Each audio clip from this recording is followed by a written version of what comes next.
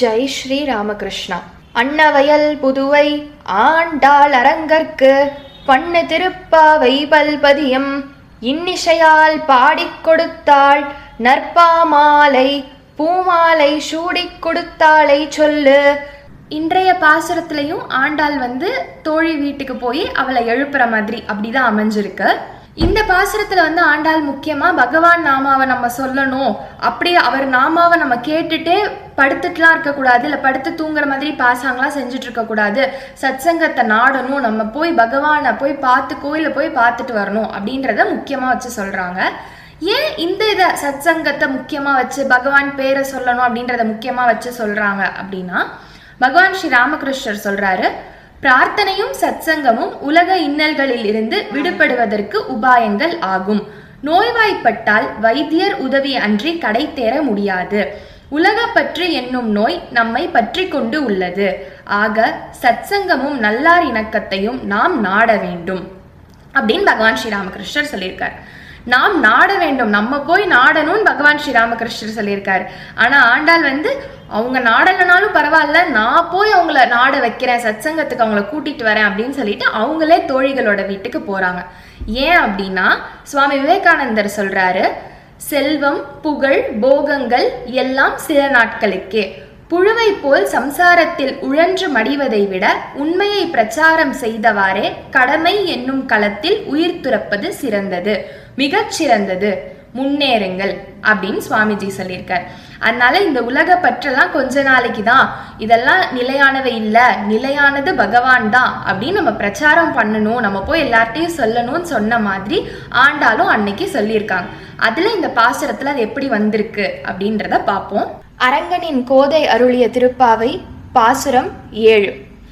கீசு கீசென்றெங்கும் ஆனை சாத்தன் கலந்து பேசின பேச்சரவம் கேட்டிலையோ பேய் பெண்ணே, காசும் பிறப்பும் கலகலப்ப கைபேர்த்து வாசனரும் குழல் ஆய்ச்சியர் மத்தினால் ஓசைப்படுத்த தைரரவம் கேட்டிலையோ, நாயக பெண் பிள்ளாய் நாராயணன் மூர்த்தி கேசவனை பாடவும் நீ கேட்டே கிடத்தியோ, தேசமுடையாய் திரவேலோரெம்பாவாய் அப்படின்னு இந்த பாசுரம் அமைஞ்சிருக்கு.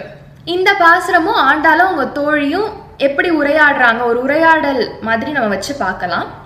ஆண்டாள் இந்த பொண்ணுட்டையும் சொல்றாங்களா, இந்த தோழி கிட்டக்கையும், வாமா எழுந்துரு, பகவானை போய் கோயில்ல பார்த்துட்டு வழிபட்டுட்டு வருவோம் அப்படின்னு சொல்லி. அந்த பொண்ணும் நேத்து சொன்ன பொண்ணு மாதிரியே கேட்குறா, விழிஞ்சிருச்சா, அதுக்கான அறிகுறி என்ன அப்படின்னு சொல்லி. ஏன்னா எல்லா உலக மக்கள் நாம எல்லாருமே அறியாமையில தானே இருக்கோம், அதனால எல்லாருமே இப்படிதானே கேட்போம், காலையில பொழுது விடிஞ்சிருச்சா, அப்படியா இப்படியான்னு அவ்வளோ கேள்வி கேட்டு அப்புறம் தானே வருவோம். இந்த தோழி மட்டும் என்ன விதி விலக்கா? அதனால இவளும் கேட்குறா, பொழுது விடிஞ்சிருச்சா அப்படின்னு சொல்லி. அப்போ ஆண்டாள் சொல்றாங்க, பாசுரம் ஆரம்பிக்குது, கீசு கீஸ் என்று எங்கும் ஆனை சாத்தன் கலந்து பேசின பேச்சரவம் கேட்டிலையோ அப்படின்னு சொல்லி. பாருமா, கீசு கீசுன்னு ஆனை சாத்தன் பறவைகள்லாம் கத்துது. ஏன் ஆனை சாத்தன் பறவைய சொல்றாங்கன்னா, அதுதான் விடியற் காத்தால, ரொம்ப விடியற் காத்தாலே அதுதான் எந்திரிச்சு சத்தம் போடுமா, அதனால ரொம்ப பொழுதெல்லாம் விடியற் காத்தால ஆயிடுச்சு, நீ எந்திரிச்சுக்கோமா அப்படின்னு சொல்லி. ஆனால் அந்த பொண்ணு கேட்குறாளாம், என்ன ஆண்டாள், அந்த ஆனை சாத்தன் பறவை கீசு கீசுன்னு பேசுதா, ஏதாவது நீங்கள் கண்ணன் நாமாவை சொல்லியிருப்பீங்க, அது தூங்க முடியாமல் எந்திரிச்சு கத்த ஆரம்பிச்சிருக்கோம், இதெல்லாம் ஒரு இதுன்னு அறிகுறின்னு சொல்றியே அப்படின்னு சொன்னாலாம். உடனே ஆண்டாள் சொல்றாளாம், இல்லை இல்லை, ஒரு 2 ஆனை சாத்தன்னா பரவாயில்ல, நீ சொல்ற மாதிரி பேசின பேச்சு அரவம் கேட்டிலையோ, பாருமா நிறைய ஆனை சாத்தன் பறவைகள்லாம் சேர்ந்து அரவம் இடுது, கத்துது, அந்த சத்தம் உனக்கு கேட்கலையா, அது விடியற் காத்தாலன்னு உணர்த்துது, அதனால நீ வாமா, எந்திரிச்சு வா போலாம் அப்படின்னு சொல்றான். உடனே அந்த பொண்ணு கேட்குறாளாம், ஏமா ஆண்டாள், அதெல்லாம் ராத்திரியெல்லாம் பேசியிருக்கலாம், ஏன் அது இப்ப பேசுறத நீ விடியற் காத்தாலன்னு சொல்ற, ஏன் அது பேசுறது ராத்திரியா இருந்திருக்கலாமே அப்படின்னு சொல்லி அந்த பொண்ணு கேட்குறாளாம். உடனே ஆண்டாள் சொல்றாங்களாம், அம்மா ஆனை சாத்தன் பறவையா உண்மையா கத்துது, இங்க தோழிகளும் நானும் சேர்ந்து ரொம்ப ஆர்வமா இல்ல ரொம்ப கலவரமா நாங்கெல்லாம் பேசிக்கிறோம், என்னடா இது, நேத்து அந்த பொண்ணு வந்தாலே இன்னைக்கு இங்க வராம போயிட்டாலே, எப்படியாவது அவளையும் ஆர்வப்படுத்தி கூட்டிட்டு போகணுமே, என்னடா அந்த ஆர்வம் நேத்து இருந்த ஆர்வம் போயிடுச்சோ அப்படின்னு சொல்லி இங்க எல்லாரும் உனக்காக தவிக்கிறாங்க, எங்க நீ வராம போயிருவியோ, வந்துருன்னு சொல்லி என்ன இன்னும் வராம இருக்காளே அப்படின்னு தவிச்சு போய் இங்க எல்லாரும் பேசிட்டு இருக்காங்க. நிஜமாவே இந்த பேச்சு சத்தம் உனக்கு கேட்கலையா? எல்லாரும் உனக்காக தவிச்சு போய் பேசுறாங்க, நீ வரணுமேன்னு சொல்லிட்டு. எல்லாரும் பக்தர்கள் கூட்டம் தானே, இங்க ஆனைச்சாத்தன் பறவைய பக்தர்களுக்கு ஒப்பிட்டு சொல்றாங்களாம். எல்லா பக்தர்களும் சேர்ந்து அந்த ஒரு பக்தர் வரலன்னா ஏன் வரல, வந்துருவாரா, வராம போயிடக்கூடாது அப்படின்னு சொல்லி அந்த பேச்சு சத்தம் உனக்கு கேட்கலையாமா, அதுவும் பேரரவமா இருக்கு, அது உனக்கு கேட்கலையா? தயவு செஞ்சு எந்திரிச்சு வாமா, இப்படி பண்ணாத. காலையில தூங்குறவங்க எல்லாம் ராட்சசர்கள் ஜாதியை சேர்ந்தவங்க, அதனால பேய் பெண்ணே அப்படின்னு ஆண்டாள் சொன்னாங்களாம். கீசு கீசென்றும் என்று எங்கும் ஆனைச்சாத்தன் கலந்து பேசின பேச்சரவம் கேட்டிலையோ பேய் பெண்ணே அப்படின்னாங்களாம். என்னன்னா ராட்சசர்கள் தான் காலையில தூங்குவாங்க, நீ அப்படியா, நீ பக்தர் இல்லையா, அதனால எந்திரிச்சு வாமா, நீ வரலையே, நீங்க எல்லாரும் தவிச்சு போயிருக்காங்க, வாமா அப்படின்னு சொன்னாங்களாம். அந்த பொண்ணுக்கு பயங்கர கோவம் வந்துருச்சான், நம்மளை பார்த்து பேய் பெண்ணேன்னு சொல்லிட்டாங்களேன்னு சொல்லிட்டு. மேலும் ஆண்டாள் சொல்றாங்க, காசும் பிறப்பும் கலகலப்ப கைப்பேர்த்து. காசும் பிறப்பும் கலகலப்ப கைப்பேர்த்து அப்படின்னா அந்த ஆயர் குலத்துல இருக்கிற மாதர்கள்லாம் காலையில எழுந்திருச்சு காசும் பிறப்பும் நிறைய அணிகலன்கள்லாம் போட்டுக்கிட்டு அது கலகலப்ப அதோட ஒலி கேட்க தயிர் கடைறாங்க அப்படின்னு சொல்றாங்க. காசும் பிறப்பும் கலகலப்ப அப்படின்றத உற்று கவனிச்சா அவங்க நகைகள்லாம் போட்டிருக்காங்க தான், ஆனா பகவானோட மகிமைகளை நகையா போட்டிருக்காங்களாம். பகவானோட மகிமைகளை பத்தி பேசுறாங்களாம் கலகலப்பா. அதனால காசும் பிறப்பும் கலகலப்ப கைப்பேர்த்து அப்படின்னு சொல்றாங்க ஆண்டாள்.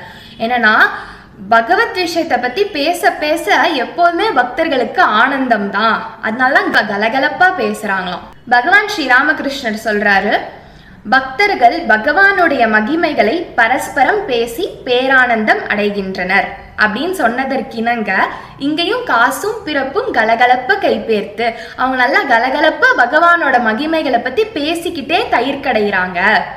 இதுக்கும் பகவான் ஸ்ரீராமகிருஷ்ணர் சொன்ன மாதிரிதான், உலக வேலைகள் எல்லாத்தையும் செய்யணும், ஆனா நம்ம மனதை பகவான் கிட்டக்கே வச்சுக்கணும். அதனால அவங்களும் வேலைகள்லாம் தயிர் கடைகிற வேலையெல்லாம் செய்யறாங்க, ஆனா அவங்க மனசு பூரா அவங்க வாய் பூரா எல்லா நேரமும் பகவத் விஷயத்தை பத்தியே தான் சிந்திச்சுட்டும் பேசிக்கிட்டும் இருக்கு. அப்படிப்பட்ட வாச நறுங்குழல் ஆய்ச்சியர் மத்தினால் ஓசைப்படுத்த தயிரரவம் கேட்டிலையோ அப்படின்னு சொல்லி ஆண்டாள் சொல்றான். வாச நறுங்குழல் அந்த மாதிரி பகவத் விஷயத்தை பத்தி பேசுற ஆய்ச்சியர்களுக்கு வாச நறுங்குழலாம் நல்ல வாசனையான கூந்தல் இருக்குது அப்படின்னு ஆண்டாள் சொல்றாங்களாம். ஏன் அப்படின்னா பூவோட சேர்ந்த நாரும் மனம் பெறும்ல, அதே மாதிரி பகவானை பத்தி நினைக்க தெரிஞ்ச மனசு வந்துருச்சுன்னா நம்ம உடம்பு பூரா கூட அந்த மதுரத்துல அந்த புனித தன்மைக்கு போயிருமா. அதனால அவங்களோட முடி வாசனையே இல்லாத முடி கூட வாச நறுங்குழல் ஆயிரும்.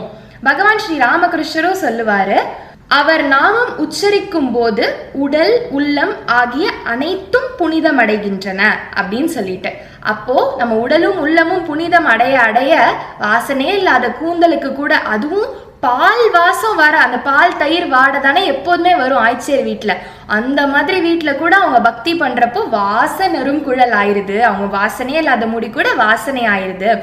அவங்க மத்தினால் தயிர் கடைகிறாங்களாம், தயிரை கடைகிறாங்க அப்படின்னு ஆண்டாள் சொல்லியிருக்காங்க. அது ஏன் இங்க தயிர் கடைறத சொல்றாங்கன்னா, விடியற் காத்தால தயிர் கடைஞ்சாதான் நல்லா வெண்ணெய் எடுக்க முடியுமா.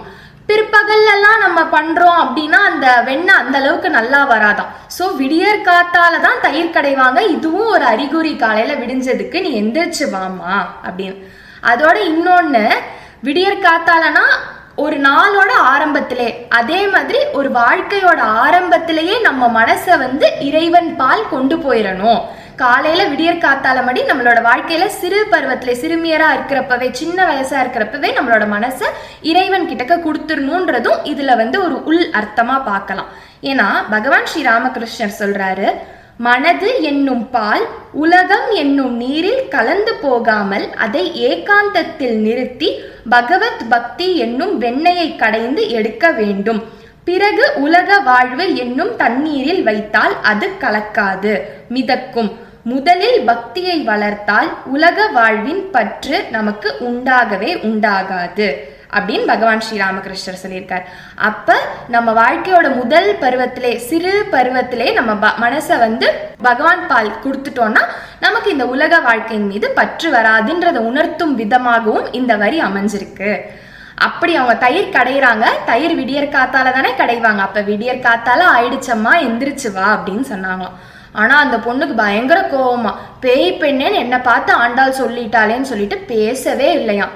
ஆண்டாலும் அதை புரிஞ்சுக்கிட்டாங்களாம். ஆமா பாவம், நம்ம கொஞ்சம் அதிகமா அவளை கோச்சுக்கிட்டோமே அப்படின்னு சொல்லிட்டு அவளை சாந்தப்படுத்துறதுக்காக நாயக பெண் பிள்ளாய் நாராயணன் மூர்த்தி கேசவனை பாடவும் நீ கேட்டே கிடத்தியோ. நாயக பெண் பிள்ளாய் அப்படின்னு சொன்னாங்களாம். அம்மா நீ பேய் பெண்ணெல்லாம் இல்ல, இந்த பக்தர்கள் கூட்டத்துக்கே நீ தலைவி மாதிரி, நாயக பெண் பிள்ளாய், எங்க பெண்களே நீ ஒரு நாயகி மாதிரி, நீ ஒரு சிறந்தவம்மா, நீ பேய் பெண்ணே கிடையாது, நீ வெளியில வாமா, எங்களோட தலைவியா இருக்கிற நீ போய் தூங்கலாமா, எங்களை நீ தானே வழி நடத்தணும், வாமா அப்படின்னு சொல்லி கூப்பிடுறாங்க. அதோட அவ வராமலே இருக்கவும் நாமும் பாட ஆரம்பிச்சிட்டாங்க. அப்புறம் ஆண்டாள் சொல்றாங்க, நாமும் பாட ஆரம்பிச்ச பிறகு நாராயணன் மூர்த்தி கேசவனை பாடவும் நீ கேட்டே கிடத்தியோ. பாருமா, நீ எங்க கூட்டத்தோட தலைவி, நம்ம எல்லாரும் பகவானை பத்தி பாட போறோம், பகவான் கோயிலுக்கு தான் போறோம்னு பாட ஆரம்பிச்சிட்டோம். அதை கேட்டுட்டு நீ தூங்கிட்டா இருக்க, பகவான் விஷயத்தெல்லாம் கேட்டுட்டு நீ படுத்து கிடக்குறியா, நீ தூங்கலன்னு எங்களுக்கு தெரியும், அதனாலதான் கிடத்தியோன்னு நான் சொல்றேன். கிடத்தியோனா என்ன, வெறும் தூங்குற மாதிரி பாசாங்க தான் செய்யற, நிஜமாவே பகவத் விஷயத்துல ஆழ்ந்து போயிருக்க. ஆனா அப்படி இருக்காதம்மா, வாமா வெளியில வாமா, வந்து உன்னோட பக்திய நாங்களும் பார்த்து மகிழ்ந்து பகவான்கிட்ட எங்களையும் நீ கூட்டிட்டு போ, ஏன்னா எங்க தலைவி மாதிரி ஆச்சே நீ, வாமா வெளியில, உள்ளே அவனோட சிந்தனையில படுத்து கிடக்காத, வாமா அப்படின்னு சொல்றாங்க. ஏன்னா நம்ம தூங்கி எந்திரிச்சோம்னா நம்ம மூஞ்சியெல்லாம் ரொம்ப வீங்கி விகாரமா ஆயிரும். ஆனா ஆண்டாள் சொல்றாங்க, தேசம் உடையாய், ரொம்ப தேஜஸ் உடையவளே வாராய் அப்படின்னு சொல்றாங்க. அதனால நிஜமாவே இந்த தோழி தூங்கல, பகவத் விஷயத்துல அவ மூழ்கி போயிருக்கா. அதை நீ எங்களுக்கும் காமிச்சு எங்களுக்கும் அதை சொல்லி கொடுத்து நீ கூட்டிட்டு போ, வாமா வெளியில, ஏன்னா நீ தான் எங்க தலைவி மாதிரி ஆச்சே அப்படின்னு சொல்லி ஆண்டாள் சொல்றாங்க. ஏன் அவளை தேஜஸ் உடையாய் அப்படின்னு சொல்றாங்க அப்படின்னா, பகவான் ஸ்ரீ ராமகிருஷ்ணன் சொல்றாரு, மிராசுதார் ஒருவர் ஆங்காங்கு தனக்கு சொந்தமாக இருக்கும் பல வீடுகளில் தங்கியிருப்பது உண்டு. ஆனால் அவரை சிறப்பாக குறிப்பிட்ட ஏதோ ஒரு வீட்டில் தான் காண முடியும். அதே விதத்தில் கடவுள் எல்லார் உள்ளத்திலும் இருக்கிறார். ஆயினும் அவர் சிறப்பாக பக்தர்களுடைய தூய உள்ளத்தில் தான் ஒளிர்கிறார் அப்படின்னு பகவான் ஸ்ரீ ராமகிருஷ்ணன் சொல்றார். அப்போ பக்தி இருக்கிற உள்ளத்துலதான் அந்த ஒளி வீசக்கூடிய முகம் வரும். அகத்தின் அழகுதானே முகத்துல தெரியும். அதனால தேஜஸ் உடையாய், நீ பகவானை உள்ள மனசுக்குள்ள வச்சிருக்கன்னு எங்களுக்கு நல்லா தெரியும். அதனால்தான் உன்னோட முகம் தேஜஸா இருக்கு. அந்த தேஜஸான முகத்தை நாங்களும் பார்த்து மகிழ்ந்து எங்களுக்கும் நீ அதை சொல்லி கொடுத்து நம்ம எல்லாருமா சேர்ந்து பகவானை போய் வழிபட்டு, அவன் ஒரு பறை தரேன்னு சொல்லியிருக்கான்ல, அதை வாங்கிட்டு வருவோம், வாமா வெளியில அப்படின்னு கூப்பிட்டாங்க. இவ்வளோ சொன்ன பிறகு அந்த தோழி வராமலா போயிருவா, உடனே ஓடி வந்துட்டாலாம். அப்புறம் எல்லாருமா சேர்ந்து போனாங்களாம். இதுதான் இந்த பாசுரத்துல ஆண்டாள் சொல்லியிருக்காங்க. இந்த பாசுரத்துல ஆண்டாள் சொன்ன மாதிரி பகவானோட நினைப்பும் அவருடைய சத்சங்கமும் நமக்கு எப்போதுமே கிடைக்கணும். நம்மள உலக பற்றுக்கு நம்மளோட ஆசைகள்லாம் போகாம அவரோட பால் நம்ம ஆசைகள்லாம் போகணும். அதுக்கு ஆண்டாள் அம்மா அருள் புரியணும் அப்படின்னு சொல்லி வேண்டிட்டு இந்த பாசுரத்தை முடிச்சுக்கலாம். ஆண்டாள் திருவடிகளே சரணம். சர்வம் ஸ்ரீ ராமகிருஷ்ணார்பணமஸ்து.